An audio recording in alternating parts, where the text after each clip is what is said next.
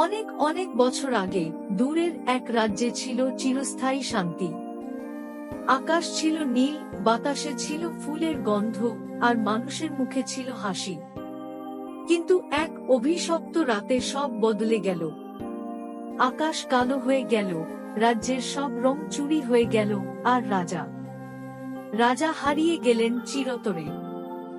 রাজার একমাত্র ছেলে ঘুম থেকে জেগে দেখে তার পুরো পৃথিবী অন্ধকার। চারদিকে শুধু কান্না আর ভয়। সে দৌড়ে গেল বাবাকে খুঁজতে, কিন্তু পেল না। তখনই আকাশ থেকে নেমে এলো এক জ্ঞানী পেঁচা। চোখ তার জ্বলজ্বল করছে নীল আলোয়। পেঁচা বলল, বাছা, তোমার বাবাকে বন্দি করেছে কালো বনের দুষ্টু ডাইনি। সে রাজ্যের সব আলো আর রং চুরি করে নিজের শক্তি বাড়াচ্ছে। শুধু তুমিই পারবা তাকে থামাতে। ছেলেটা ভয় পেয়ে গেল। আমি তো সাধারণ একটা ছেলে।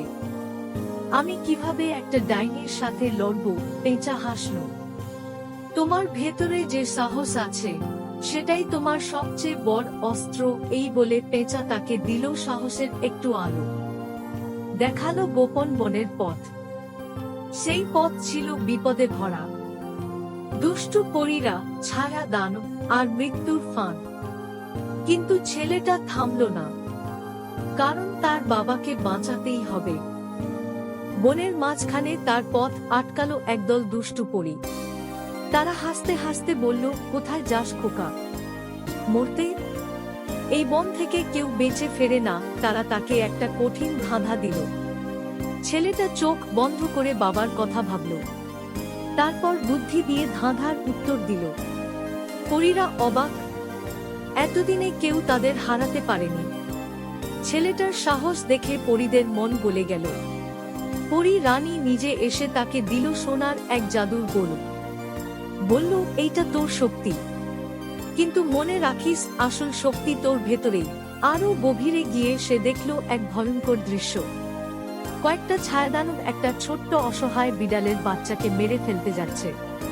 ছেলেটার হাতে কোনো অস্ত্র নেই, গায়ে কোনো শক্তি নেই, কিন্তু সে নিজের জীবনের পরোয়া না করে ঝাঁপিয়ে পড়ল। বিড়ালটাকে বুকের সাথে জড়িয়ে ধরল। চিৎকার করে বলল, ওকে ছুঁতে হলে আগে আমাকে মারতে হবে। তার চোখে ছিল পানি, কিন্তু মনে ছিল আগুন। সে গর্জে উঠল, ভালোবাসাই আমার অস্ত্র। আর তখনই মিরাকল ঘটল। তার বুক থেকে বের হলো তীব্র সোনালী আলো। সেই আলোতে ছায়াদানগুলো চিৎকার করে গলে গেল। জ্ঞানী পেঁচা পাশে এসে দাঁড়ালো। বিড়ালটা আদর করে তার গা ঘেঁষল। সে বুঝল, সে আর একা না।